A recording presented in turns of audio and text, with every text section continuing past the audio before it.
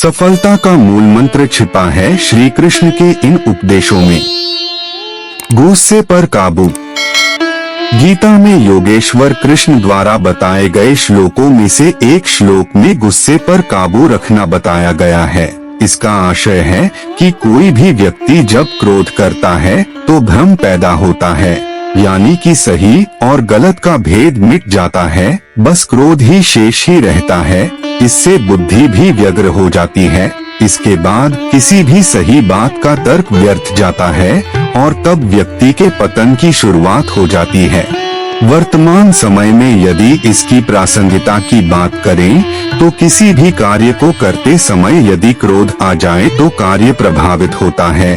कई बार तो यहाँ तक देखा गया है कि लोग क्रोध में आकर अपनी नौकरी, रिश्ते या फिर जिंदगी तक को दांव पर लगा देते हैं। वह अपने क्रोध के दुष्परिणामों के बारे में कभी भी विचार नहीं करते।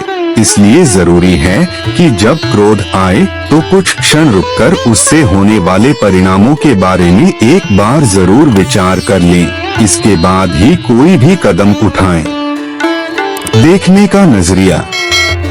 श्री कृष्ण कहते हैं व्यक्ति को ज्ञान और कर्म दोनों को ही एक समान रूप में देखना चाहिए, यानी कि एक ही नजरिया रखना चाहिए।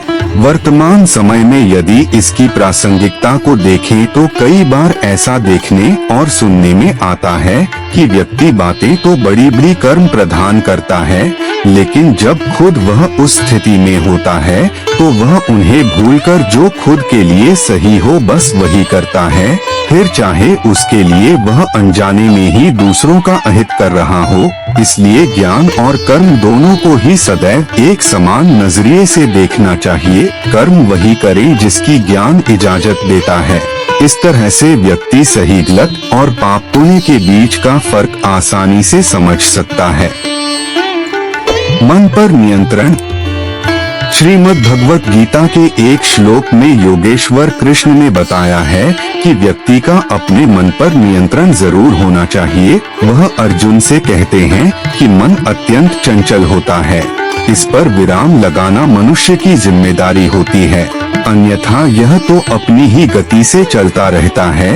वर्तमान समय में मन पर नियंत्रण रखने से आशय है कि कई बार हमें पता होता है कि जो कुछ हम कर रहे हैं या फिर करने जा रहे हैं उससे किसी का अहित हो सकता है, या फिर हो सकता है कि खुद के लिए भविष्य में यह नुकसानदायक हो, लेकिन वर्तमान में कुछ पलों के लिए वह सुखद है।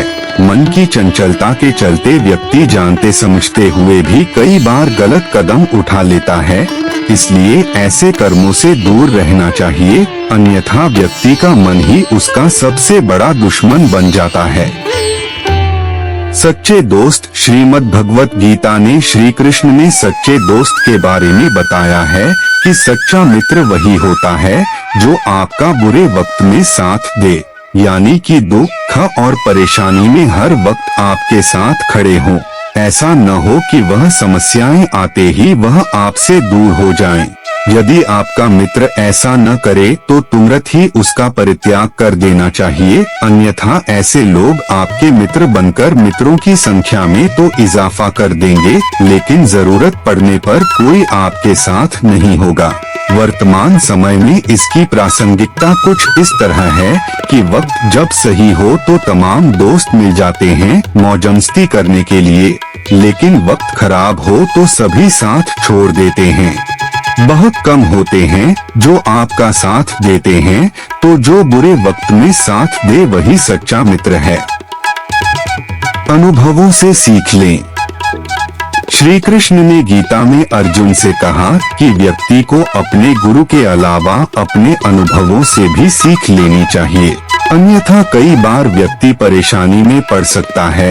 वर्तमान समय में इसकी प्रासंगिकता कुछ इस तरह है कि लोग बड़े बुजुर्गों की राय को अक्सर ही अवॉइड कर देते हैं। जबकि ऐसा नहीं करना चाहिए। उनके अनुभवों से सीख लेकर आगे बढ़ना चाहिए ताकि लक्ष्यों तक सुगमता से पहुंचा जा सके। अन्यथा कई बार ऐसा भी देखा गया है कि बार बार असफलता मिलने के बाद भी व्यक्ति उसी पथ पर उसी प्रक्रिया से बार बार गुजरता है, जबकि उसे बीते समय में मिले परिणामों का विश्लेषण करना चाहिए और फिर मिले अनुभवों के आधार पर आगे बढ़ना चाहिए। मोह के बजाय सत्य को जाने। श्रीमद् भगवत गीता में श्री कृष्ण अर्जुन को बताते हैं कि मोह के बजाय सत्य को जानने का प्रयास करना चाहिए, यानी कि शरीर एक दिन नष्ट हो जाएगा तो इसका मोह त्याग दें और समाज और धर्म की स्थापना के लिए जो भी बेहतर से बेहतर कर सकते हो उसे करने में कोताही न बरतें। वर्तमान समय में इसकी प्रासंगिकता कुछ तरह है कि व्यक्ति को ईश्वर और धर्म को जानने का प्रयास करना चाहिए। ऐसा करने से वह कभी भी किसी भी गलत दिशा में नहीं जाएगा, साथ ही वह धर्म और ईश्वर को जानते समझते हुए कार्य करेगा। ऐसे में उसके सफल होने की संभावनाएं भी अधिक हो जाती हैं।